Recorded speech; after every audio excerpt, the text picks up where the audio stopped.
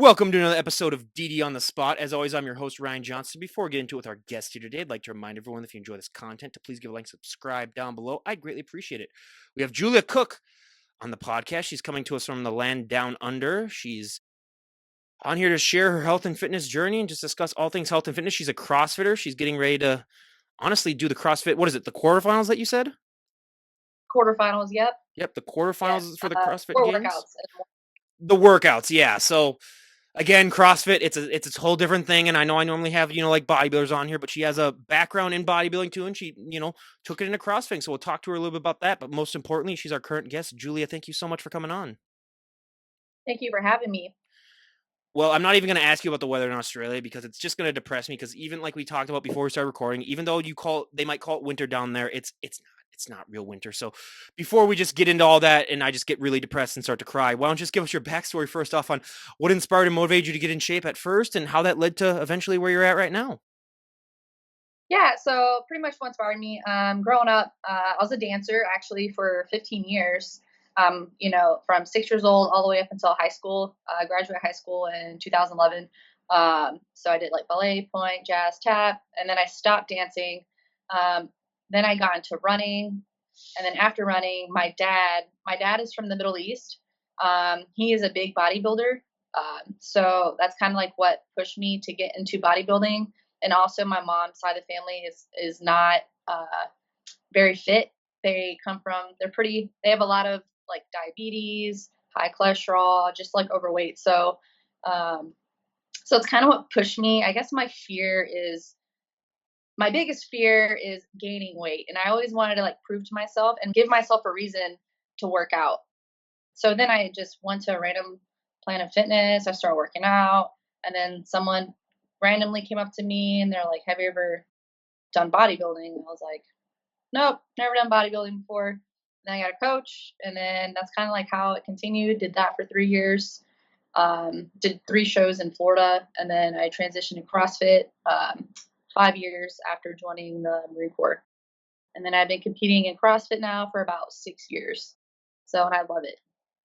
So when you started in bodybuilding, obviously like you got really familiar with the whole Mhm. working out concept, but CrossFit is completely different when it comes to the workout style, when it comes to the intensity of the training, the duration of workouts.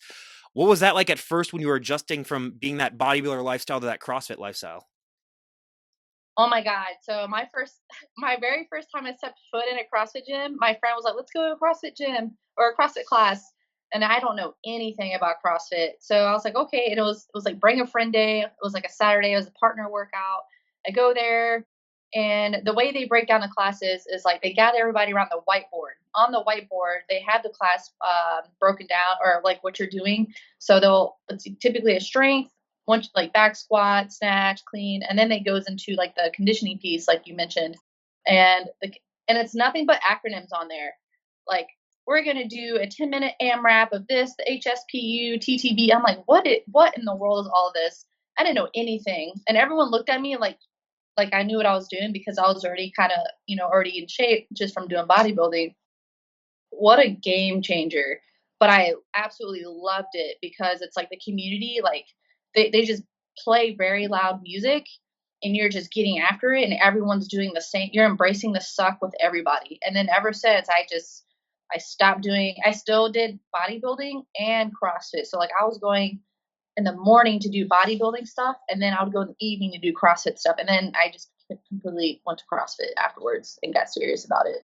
When you completely went to CrossFit, was it hard to switch up that mentality where when you're a bodybuilder, obviously you're training some of the most minute body parts that you've known normally has ever heard of. Like you're training like some parts in your lower back, you might be training like a Mhm. tricep, or you're hyper focusing on certain muscle groups. But when you're in CrossFit, that isn't really the case. Was that hard at first to sort of let that mentality go? Because I know a lot of bodybuilders, I've talked to actually probably a handful that have went on to CrossFit, and they did talk about how much of a struggle that was just to change their mindset and realize that like I don't have to be hyper focused on one area of my body where this is more just about the performance aspect of fitness.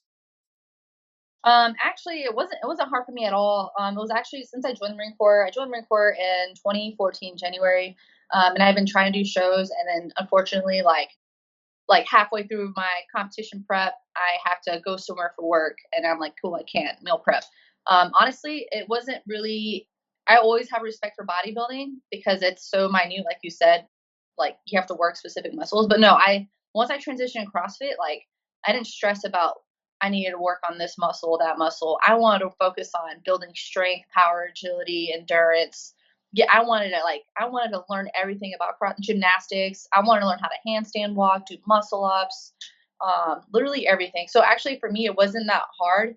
But I will say I've got the discipline as far as nutrition goes, as far as tracking my food, not overeating calories, far as that goes. So I still track my food and I still have my supplements and stuff like that. But as far as like the transition period, bodybuilding got a little boring for me, to be honest with you. And that's why I transitioned to CrossFit.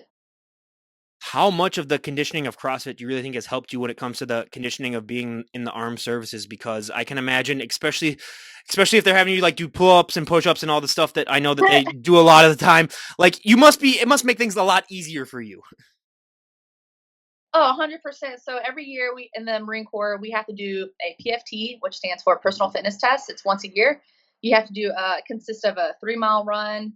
Um, for females, we have to do 11 or 12. It depends on your age. So for my age, I'm 31. I have to do 12 pull-ups to be considered a perfect score, and then we do a max plank at 4 minutes and 20 seconds, and then we do another test called combat fitness test, which is more like CrossFit style, where you're like ammo carry, you do like a sprint, you do some low crawls and stuff. But I will say I don't ever stress or worry about when that time comes for me to do those tests, because I can go tomorrow and like get almost a perfect score. Whereas some people in the military is like, shoot, I need to go practice running 3 miles. And I hate running. I am not a runner, but I don't have to go run 3 miles every day for me to get a decent score at running. The CrossFit keeps me pretty conditioned as far as like running. Was a perfect score is 21 minutes, and I run around like a 22:30, and that's good enough for me. Like failing score is like 31 minutes.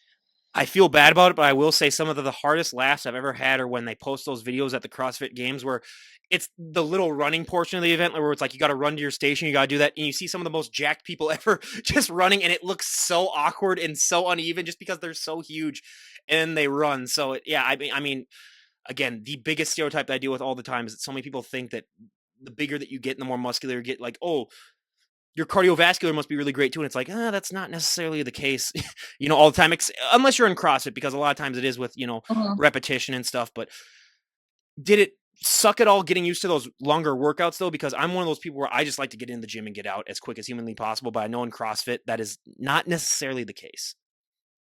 Yeah. So I used to just stick to like the classes, and then I didn't start competing until probably like a year into CrossFit. It was just like a local comp, just to like put myself out there and like see where I'm at. And then I started following or paying for like template programmings that CrossFit has.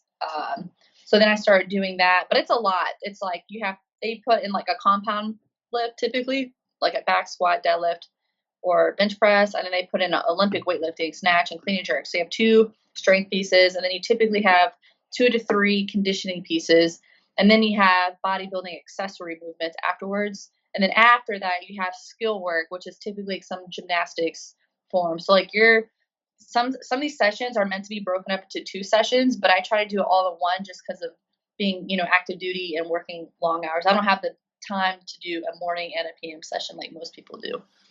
What's your biggest strength in CrossFit and what's your biggest weakness? Oh shoot. I will say my strength is I'm a strength athlete. I would like to think I'm a strength athlete. So as far if there's any barbell involved, like that is my jam. I'll say my weakness, probably gymnastics, just building volume on that. My boyfriend, he is like a gymnastics king. He can do like run circles around me in gymnastics. Anytime we do a workout together and there's some sort of gymnastics involved, he beats me. But if there's a barbell involved, I'll tend to like beat him, or he thinks he can beat me, but I'll beat him. But yeah, that's why I love having a coach who's willing to be able to do my programming and help me work towards those weaknesses so I can become a better athlete. Since I do have, a lot of bodybuilders on and a lot of people aren't really familiar with it, how much different is your nutrition as a CrossFitter than when it was when you were a bodybuilder? I will say my nutrition is more flexible as a bodybuilder. I probably eat out 2 or 3 times a week of whatever I want. But like my nutrition for the most part, I'm still eating rice and chicken and like the typical, but it's more flexible as far. So I do eat a lot of carbs. I count macros, so I eat about 300 grams of carbs a day, or I try to squeeze it in. My protein's probably like 160, and my fats is probably like 65 to 70. Sometimes it's hard for me to hit the carbs just because of my training. I'll literally go to train and like bring applesauce squeeze packets with me, and like halfway through I'm like, I'm hungry, and then I'll just put some carbs in my body and then go back to training. But for the most part, it's not too much different. Still weighing my food. I have a meal prep company that delivers food for me every week. I did switch to gluten free. I did notice a difference for that. My coach wants me to go dairy free, but I'm not going dairy free. I love dairy too much to do that. What would you say is probably the biggest misconception that you get as a CrossFitter about CrossFit? Hmm.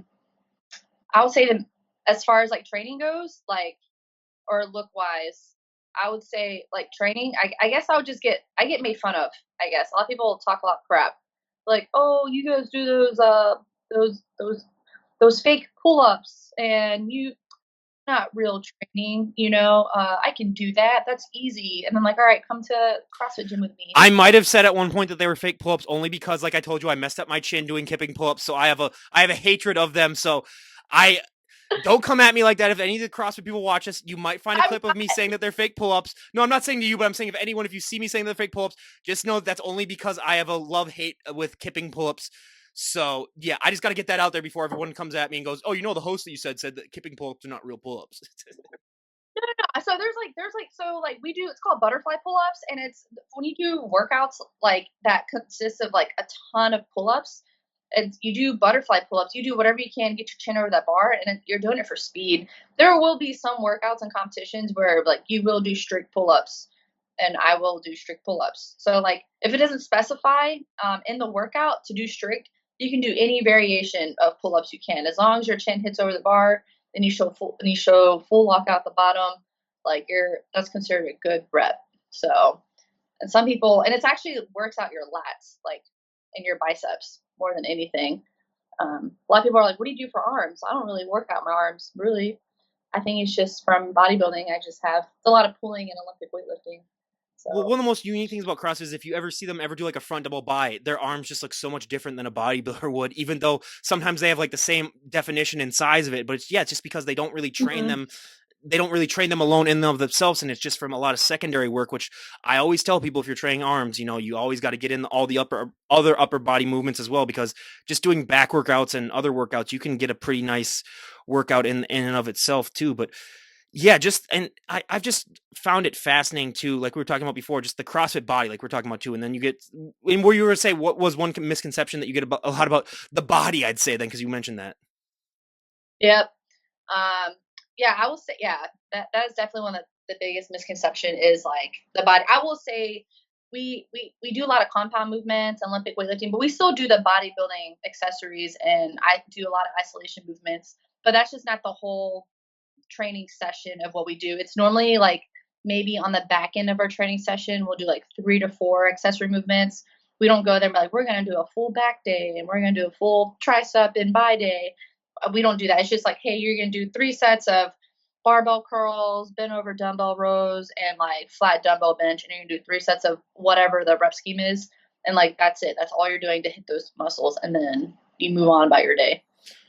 I just gotta tell you, you were the first CrossFitter that I've had on that has admitted that they actually still do some bodybuilder exercises or some regular weight exercise. Because I haven't had one yet that has admitted that, so that's why I said that. So I'm actually a little shocked right now. So you learn something new every day on this podcast too. You might be shunned from your community now that you've admitted it on there, and then people might be like, "Oh my God, she spilled the secret, everyone, that we gotta go." But Well, well, yeah, we don't call it bodybuilding. We just call oh, it but that's accessory. just because that's Yeah. what a lot of people just associate it with. Then, so then when they just say, Yep. 100%. Like even Olympic weightlifting, you have to do some sort of isolation movements. I think those are very important to do in your training. Can't neglect, like, I still do like dumbbell front raises, lateral raises. Like I still do everything, but there's no machines at CrossFit gyms. Everything is free weights. So like dumbbells, barbells, kettlebells, even resistant bands. Like those are literally typically what the only thing we use in a CrossFit gym. Now, if you so I don't want people to think like we don't use machines, we don't use anything that assist us. Yeah, absolutely. And So, I mean, obviously, recovery is a huge thing in CrossFit, just based on the amount of intensity and length that your workouts are. What are your go-to things for recovery?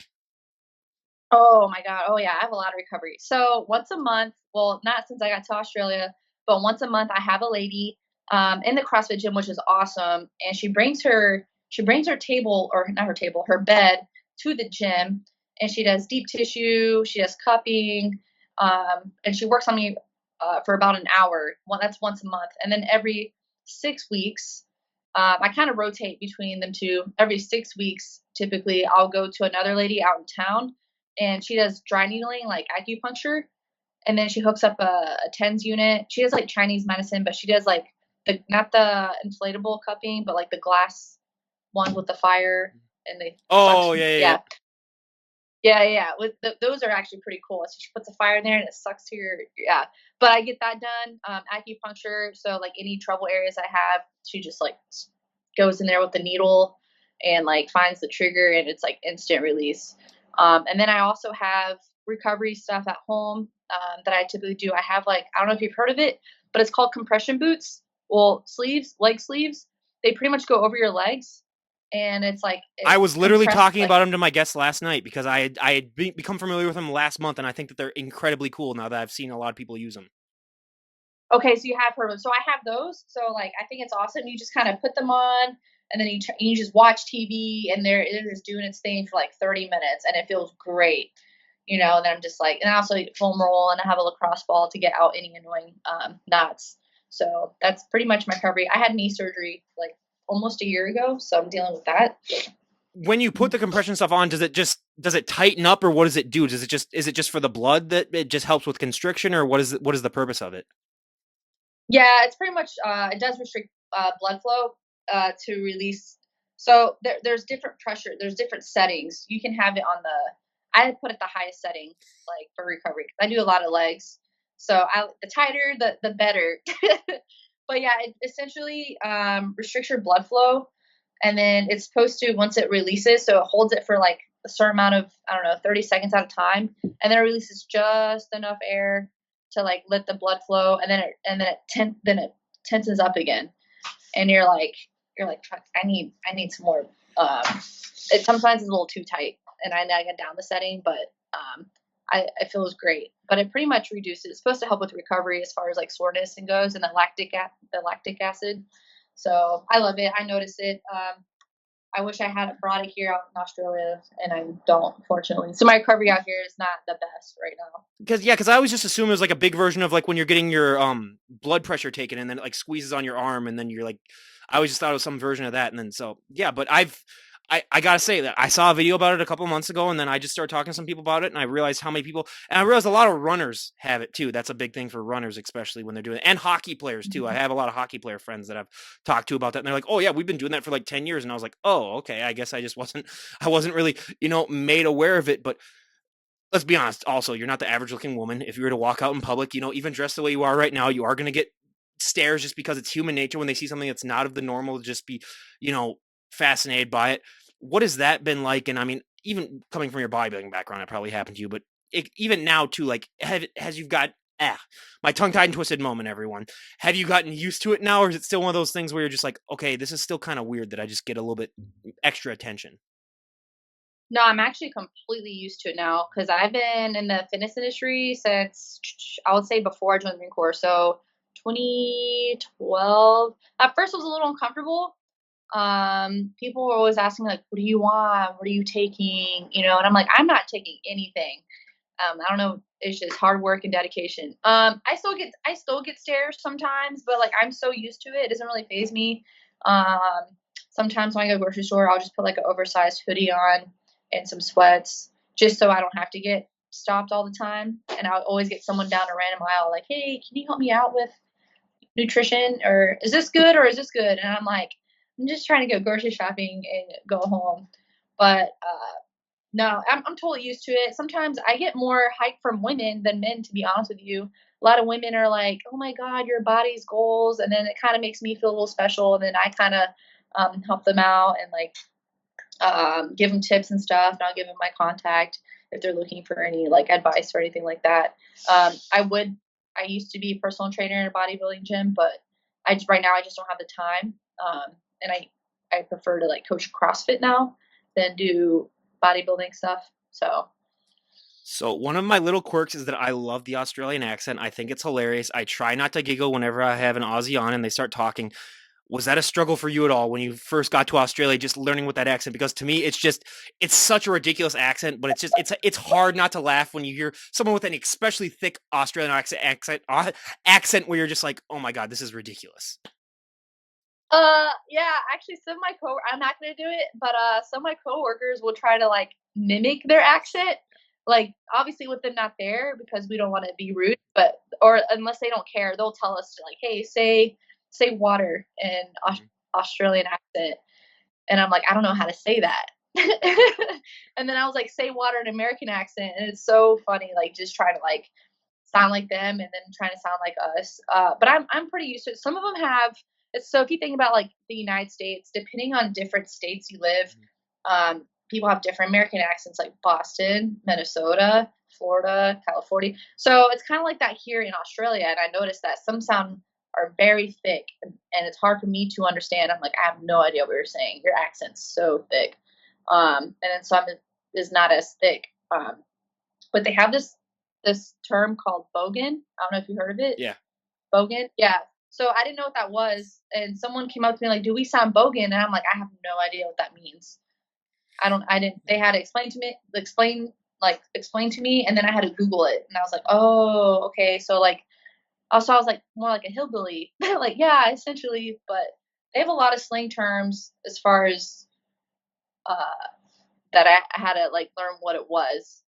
Like keen. I'm keen on doing this, and I just want to go over there just so I can say the C word all the time and not have it be something where like people turn their heads they're like offended by it. When I first had a guest on, they let it fly like 3 times and I was like, I flinched a little bit when they said it and I was like, oh wait, you can't really say that over here. But then I forgot that it's in Australia where it's like it's just a basic thing over there. yeah, it's insane. I'm like, well, that's why I might have to like ask them. I was like, is this a normal thing for you guys to just go around saying this?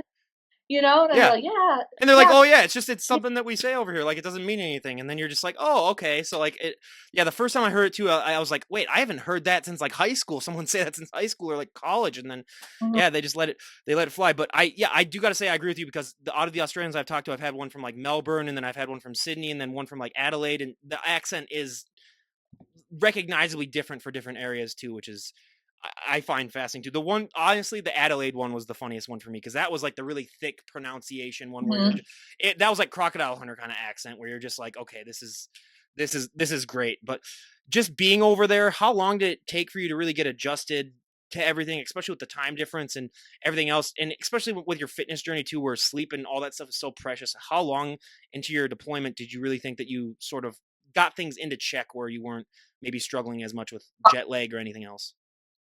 Yeah, I would say honestly about a month because I flew out here pretty early, and then I had to fly back to Townsville, which is like south. But I had to fly 2 more times the first 2 weeks I got here for conferences.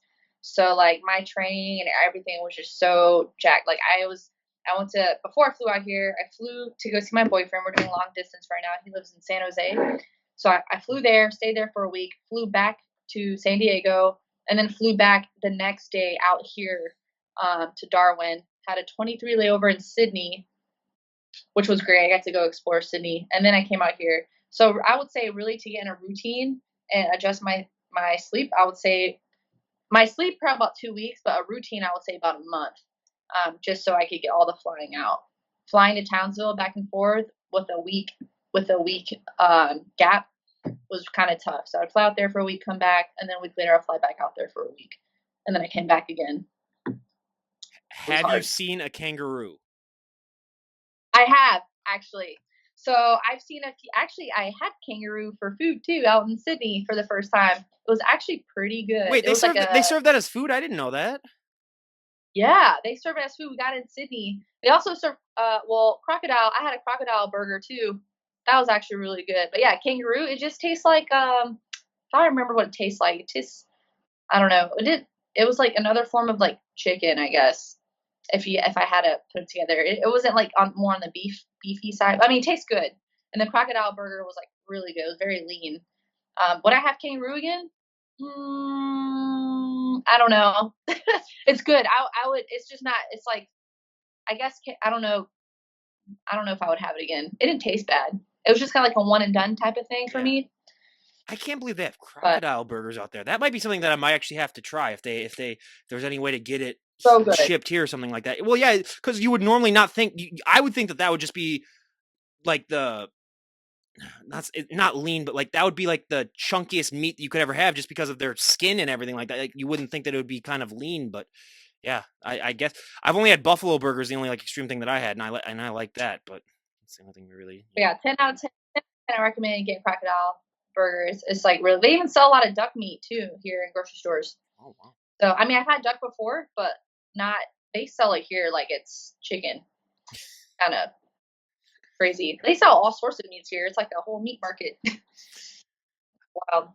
And just being in CrossFit, this is a sport that is just I don't know. It's crazy and just how much conditioning you have to have and just how much preparation goes into it. But when you're going into events, obviously that you might know like a few days ahead of time. I don't know exactly what it is, like what events you're gonna do, but do you ever worry about what events are gonna take place when you have to, like send in your videos and do all that stuff? Because I can imagine, like you said, everyone has their strengths and weaknesses when it comes to events. So do you ever worry about, like, oh my God, I hope they don't do this one event, or I hope they don't do other.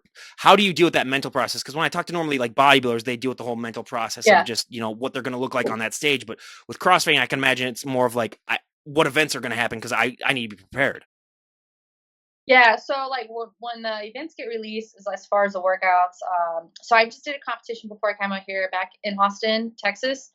I'm sorry, yeah, in Austin, Texas, and January is when it was.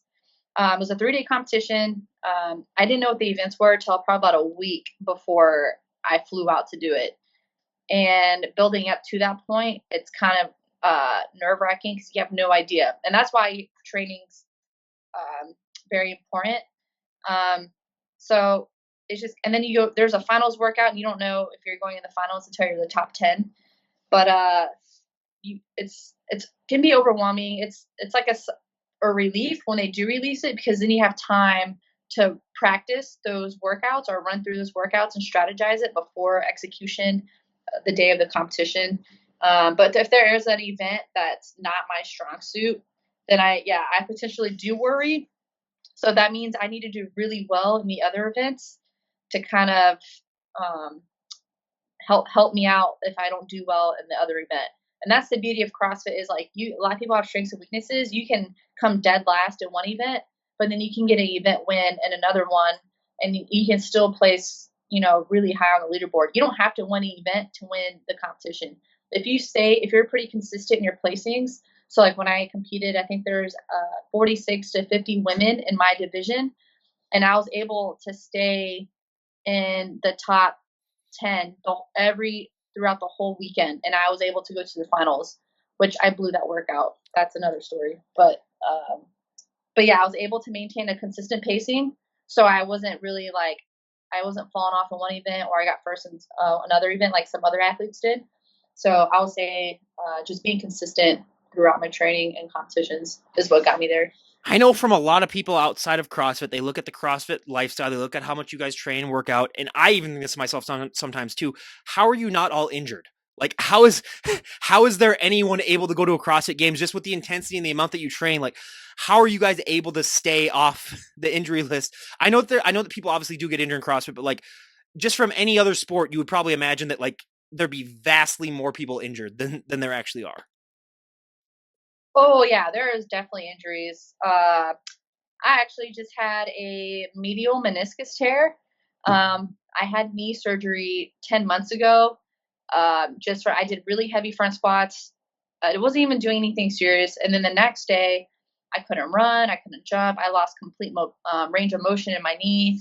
I was like, what the heck is going on with my knee? It was painful. So I went to get an x-ray, nothing broken, obviously. And then the military, it's like a whole process Did they send you physical therapy to see to get it better? I was there for a week. They're like, no, we're gonna schedule you an MRI. Got an MRI. They're like, yep, something's torn. So then I went to go see an orthopedic surgeon, which is funny. He's actually out here in Australia with me, so it's kind of cool to like run into him. He's in the Navy. Um, so yeah, pretty much two shots in the knee to alleviate pain, and then eventually led to knee surgery. And then 10 months later, here I am. I still get little knee flare ups here and there, but other than that, but yeah, I still get like injuries. I wouldn't say like tearing stuff. I think a lot of people get like tendonitis, overuse, um, like just from not doing proper recovery, or people some athletes will like go to the gym every single day, 7 days a week. And I'm like, for me, I train 5 days a week. I still do the 5 days a week with one day being a full rest day and another day just 30-minute cardio. Like that is it. Like meaning like if I go swim, I'll go swim on my days I don't train. But yeah, I take a full day where I just don't do nothing and I feel great afterwards. Um yeah. Do you find that it might be harder with this, CrossFit training style, that it's harder to overtrain or know when you've overtrained as opposed to maybe a bodybuilding style where, I think when you're that in tune with especially like specific muscles, it might be a little bit easier to know when you're pushing things a little too hard, but do you find that it might be harder to know when you've pushed it too far since you're getting your body used to just these long strenuous workouts? I think you'll know if your body is too hard. Like some days I'll go to the gym, like everything just feels really heavy, or I'm just not feeling it, and it could be due to stress, nutrition, sleep, whatever. But I'll know when I'm like, all right, I need a break from the gym, and that's why I love like my coach because he like works with me as far as like my training and stuff goes. Some days he'll do a lot of volume, and then some days it's like only an hour's worth of working out. So like I may not have um, like a long training day due to because I feel like I am overused, but I'll tell him every little thing that's wrong with me. I was like, oh, my elbow's bothering me. Oh, my shoulder's bothering me. And then he'll like back off the training, but I will still go and train and just kind of not do as high of a volume that I would typically do on a normal training session. If someone were to walk up to you and say, Julia, we made the decision, you can change one thing about the sport of CrossFit and everyone would go along with it, will be one thing that you'd like to see changed? Oh man. Um, that's kind of a hard question. I don't know if I would actually change. There's actually not one thing I would actually change. I actually never really thought about that question. Um, I think CrossFit's great because it tests all aspects of fitness: running, swimming, ollie lifting, powerlifting, gymnastics. Um, I like how CrossFit is kind of tailoring the CrossFit Open to more athletes that are not at a elite level, so everyone's able to do the workouts in the boxes, which I think is great. But if I had to change anything, uh, honestly, I don't really have an answer that I can think of right now. I'll give you one. The person that wins the games, don't call yourself the world's fittest because that just puts a big target on your back. Anytime that you say that you're the world's something, then everyone else that's in every other category or sport will then be like, world's fittest, are you kidding me? So you could just say like CrossFit champion, because like if I were to say that like I'm the world's greatest fighter, if I just won, if I win like some fighters, I'm not saying that, but like that's the one thing that I think a lot of people deal with, where like they say that they're the fittest in the world. Yeah, right. And it's like, well, they do a lot of stuff that, a lot of, if you were to like have like a bodybuilder, if you were to have a track runner, they wouldn't be able to do all that stuff. So they do have an argument to it, but I will say, like, just with your branding, just say that you're the CrossFit champion or anything like that. Because the moment that you say that, like, I'm the world's fittest person, then everyone's gonna be like, I'm in better shape. They'll just it's just opening yourself up to challenges and stuff like that. That has its Yeah, thing. no, actually, I like I wouldn't change it. My personal opinion, I like it the world's fittest because it tests it's like yes, yeah, CrossFit, but it tests literally anything fitness related in any sport you can think of, right? That they test strongman, they test powerlifting, they test Olympic weightlifting, they test speed, like running, swimming, like anything you can think of. It's in CrossFit. It's not tailored to a specific sport. It's like all sports into one sport is kind of like how I look at it. and that's why I think they title it the world's fittest, because no matter what they throw at you, you should be able um, to perform to that level. So like one year in the CrossFit Games, they had to swim a mile, like a 1 mile swim, and I was like, "There's no way I can swim a mile." Like they're just like, nope, like they can't. Then they did like a strongman event. Then that's why the CrossFit Games is like a period over 5 to 6 days, and then they test everything. Like so, I get where you're coming from, but I think it is testing the world's fittest because it tests every type of fitness you can think of out there. Oh, that's what I meant when I was Maybe saying like that's what I meant when I was saying like they have a case for it because yeah, like what they're like what you're saying, like what they do is like it yeah. fills in a lot of the blanks. It doesn't really leave any of them really unchecked. Unless there's something that like I can think of that CrossFit that a sport outside of CrossFit that's not implemented in CrossFit. Like I can't really think of underwater I just basketball think game. because we're kind of in the generation where you're 2 years older than me, but we're in the generation of like the Hunger Games and stuff. So when you think of world's fittest person, you're thinking of like someone that would win in like a Hunger Games scenario. And then I've always said that like, no, it's going to be the skinny, lean people because then the people that are like really muscular are not going to be able to. I have that weird sixth sense in my head too, where I think of that when I see like world's fittest. I was like, okay, are they really going to like if we had like a battle royale, who's going to win? Who's going to win? Honestly, but it's that's just me, everyone. I'm a little bit different in that respect. But no, I mean, yeah, CrossFit, they always do get that bad rep for just like what they, but it's like, no, if you really did have a CrossFit athlete and you really had them do any event, they'd Mhm. be up there then really for anything. So I guess, but I didn't mean like you don't have to brand it like that, but I'm just saying that like you can say world's fittest athlete, you can just like say it in hushed breaths to yourself and stuff like that. Like just don't put that out there because then that, like yeah, it's putting a target on your back. But no, I completely understand it. What are your plans for the rest of the year? Obviously, you're going to be deployed in Australia for quite a bit, but once you get done with that, do you have any Yeah. plans for what are your plans for CrossFit for the rest of the year? Well, for the rest of the year, I have two competitions that I will be doing in September in California. But as far as like the games goes, this is just an off season for me. I'm not allowed to fly out Australia, so I'll get back from Australia in August. Two competitions in one in Sacramento, and then hopefully one an hour from where I live. It's like near LA. And those are just big competitions that everybody kind of flies in to do, and those are actually really fun. But my goal for next year is to my boyfriend. We want to do compete in a team. So there's 4 people, like 4-person team.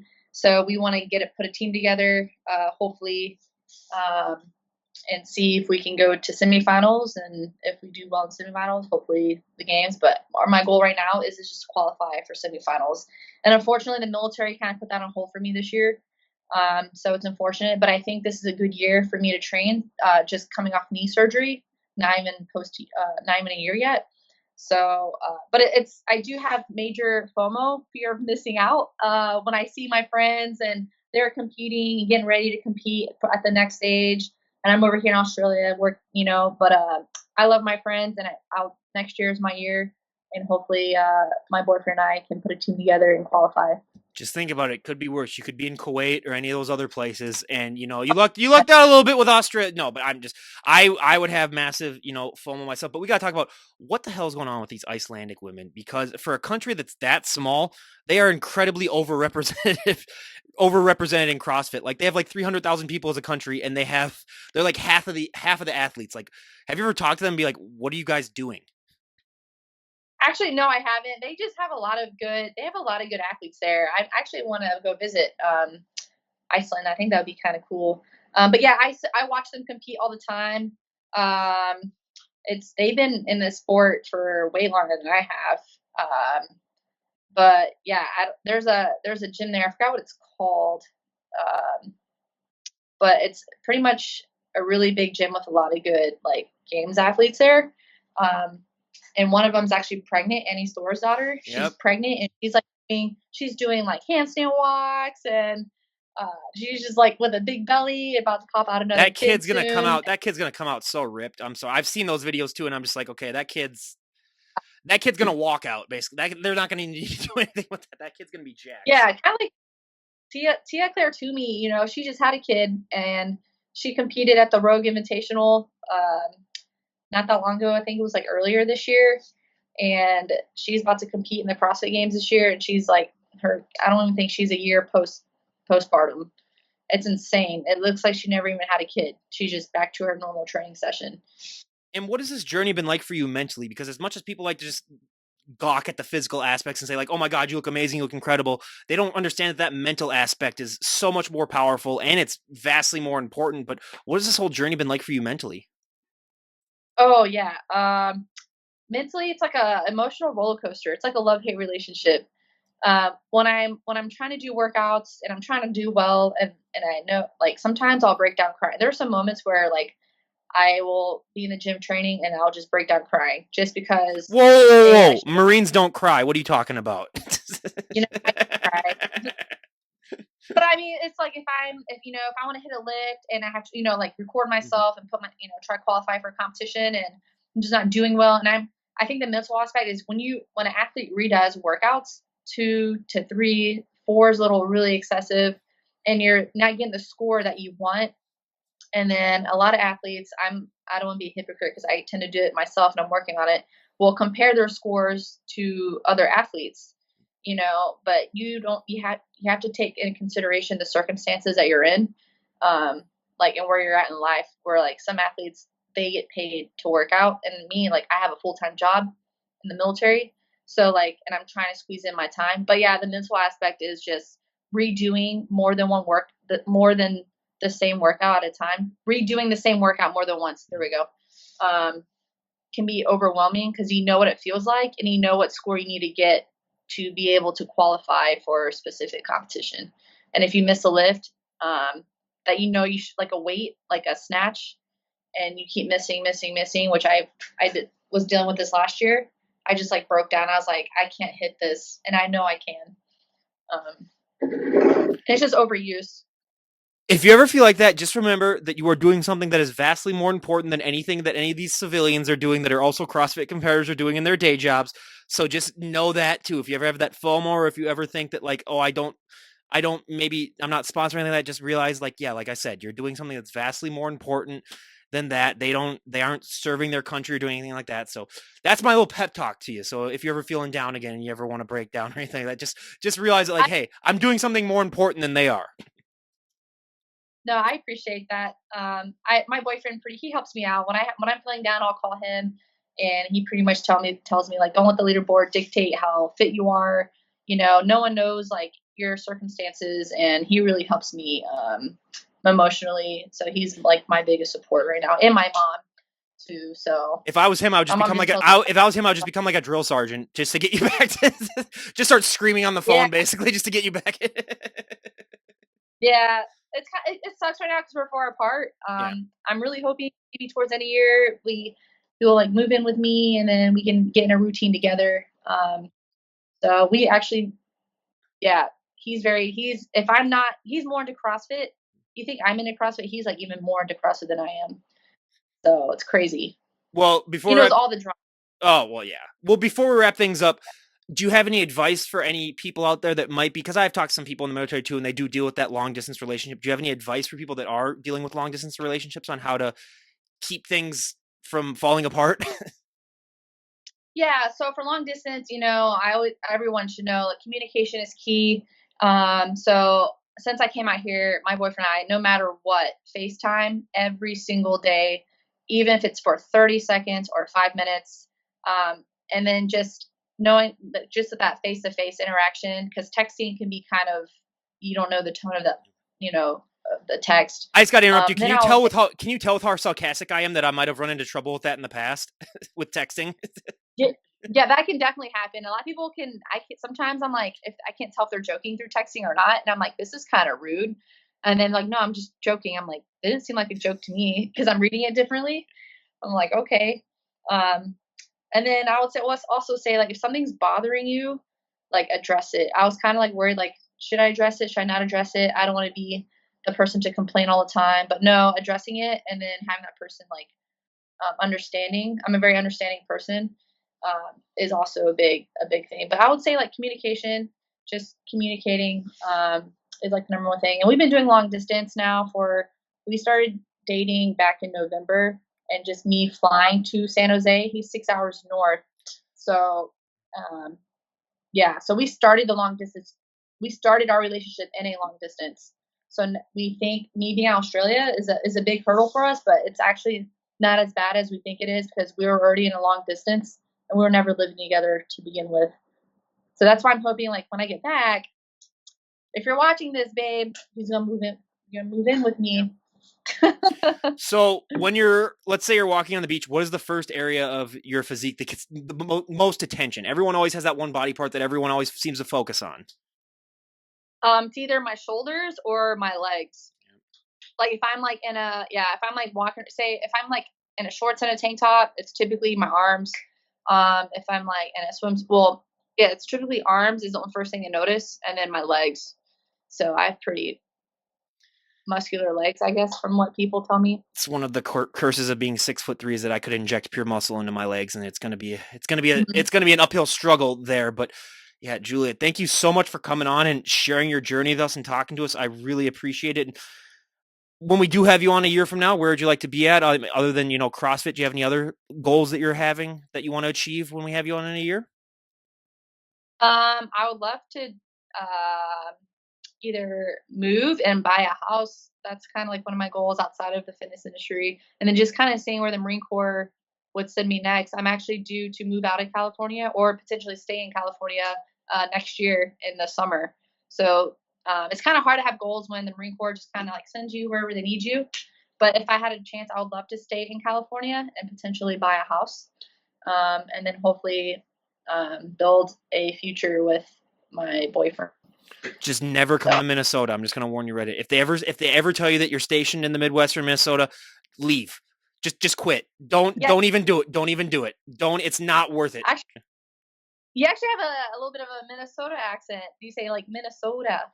If you talk to me enough, you'll hear it come out. Where excuse me, I try to make it a little bit more professional, but like as soon as I'm done recording, I let it slip out a little bit more. Where yeah, we go to North Dakota and then we go and yeah, let's go to the car and we'll go for a drive down there and I'm not like Yep, that, but there are people that I know of. That's more of like Duluth when you go up there to Duluth and you go fishing sometimes up there and then yep, you might yep, catch something.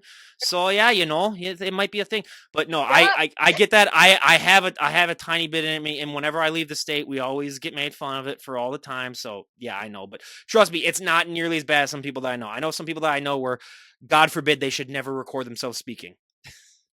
Yeah, I think it's kind of cool being in the military because you get to meet people from all over the Yeah. world, Yeah. right? And you get to hear the accent. Like, where are you from? And some Marine was like, I'm from Minnesota or I'm from Texas, and Yeah. you can just hear their accent. So I think it's pretty cool Well, that's why I love about doing the this military. podcast too, is because yeah, I talk to people from all over, and yeah, you just find out that everyone is different and they have their own different things. But I mean, Julia, I cannot thank you enough for coming on and sharing with us, and I really appreciate it. And everyone, go check out our Instagram page. I'll leave a link down below. Buyer beware. You will get inspired to get off that couch and stop eating all those Twinkies. But again, thank you so much for coming on. I really appreciate it. Hey, thank you for having me. I appreciate it. All right, everyone, this is Ryan Johnson, DD on the spot, signing off. Have a great day, everyone.